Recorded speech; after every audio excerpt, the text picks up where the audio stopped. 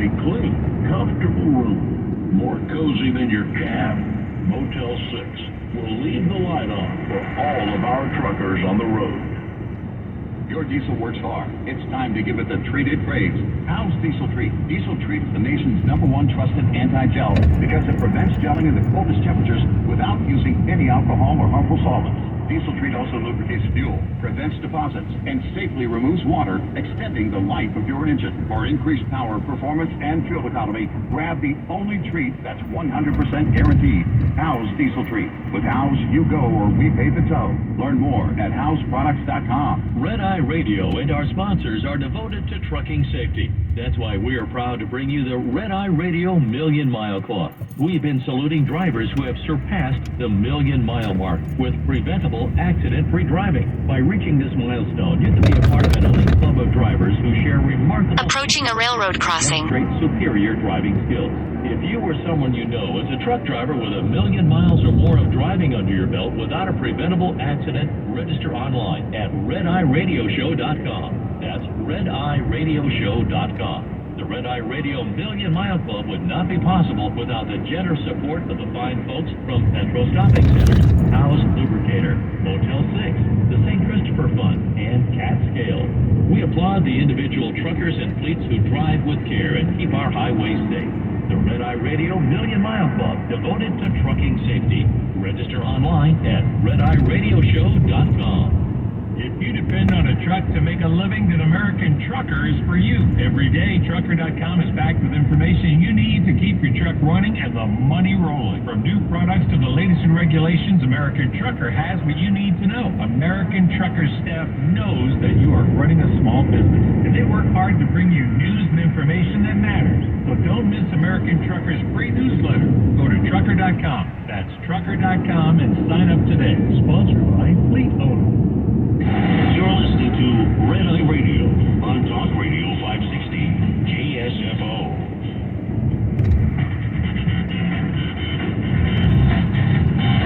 Facebook fact-checkers by day, radio hosts at night, Gary McNamara and Eric Harvey on Red Eye Radio. It's Red Eye Radio. He's here early, and I'm Gary McNamara, 86690 Red Eye. Okay, I want to play this audio.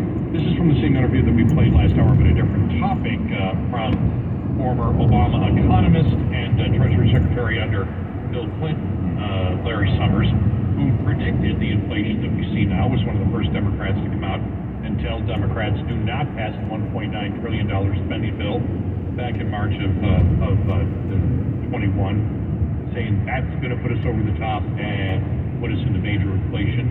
They didn't believe him, and other $1 trillion bills were passed after that, and hundreds of billions of dollars of bills also, which also just not help. But he was one of the first to put out the warnings, and now with the talk that, well, if the Fed raises rates today, whatever they raise it, they may not raise it after this or start pulling back on it. And he's saying wrong. Here's part of the interview we did on CNN. You say, and I'm quoting you now, there is a growing chorus that the Fed should pause very soon for fear they will throw the economy into recession. I believe this advice is badly misguided, close quote. Why aren't you afraid that the Fed could do more harm than good? Because I think with an interest rate at 3%, perhaps going to 3.75%, and core inflation still at 7%, the much greater risk is of not doing enough.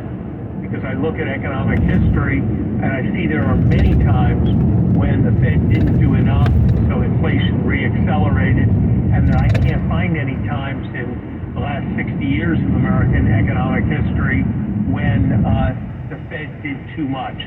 Because the Fed's got a goal, they've been very explicit about it, 2% inflation. And even if there is something of a downturn or a recession, I don't see any reason to think that there's any real prospect without a lot more Fed action that they're going to push inflation durably below 2%. So how high will interest rates have to go, Mr. Secretary, in order to bring down inflation?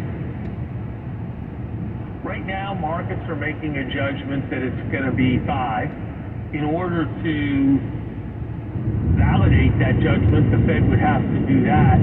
If the Fed backed off that, it would in a sense be an easing of policy. I think that they should leave it open in May until we get more data, which we will over the next few months. My best guess, but it's not a confident best guess, is that rates will have to go somewhat above 5, perhaps 550. Wow. Yeah, right. Well, and we've talked about that, and historically, I mean, if you really want to get, if your goal is to bring that inflation down, then you're going to have to, that's how aggressive it's going to have to be.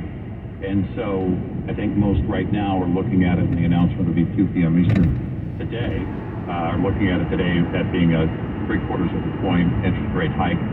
Then December 13th and 14th will be the next meeting, that's when it's scheduled. And do they do anything then? Or do they wait until the following meeting, which is until the end of January? And, you know, I guess the question is, if you go to 0.75 today, and you raise it, you know, again, then why would you not continue that? Because as he mentioned, you're going to monitor all this data that comes in and what's happening with the economy and all of that. And this is why a lot of analysts are saying, okay, look, there is a recession, definitely a recession in our future. And it's going to happen in the next 18 months or so. And I think trying to play this balance game is one thing. You're going to have to get serious about inflation, because what you can't have is serious levels of inflation, even if it's not above 8%, but, you know, still strong inflation numbers and a slowing economy is going to be a killer. So you want to get ahead of it, and you want to be as aggressive as you can if you're going to, you know, act as the Fed as they intend to. I think he looks back to the 70s and how long inflation went on, because the Fed would not raise rates. Right. And then when the Reagan administration came in and Volcker put interest rates up to 20%, and that's, you know, and then you saw the recovery. But as he states, it's like these aren't, you know, we talk about abstract versus reality. Part of the analysis on inflation is, and how we get into inflation, is based on looking back at history and the cycle of what happens. For example, whatever the emergency is, government spends tons of money, there's too much money chasing few products, inflation happens. In order to get inflation down, you need to raise interest rates to basically what the inflation is in order to start bringing down inflation. And then at that point, you can have a recovery, and then inflation is moderated after that point.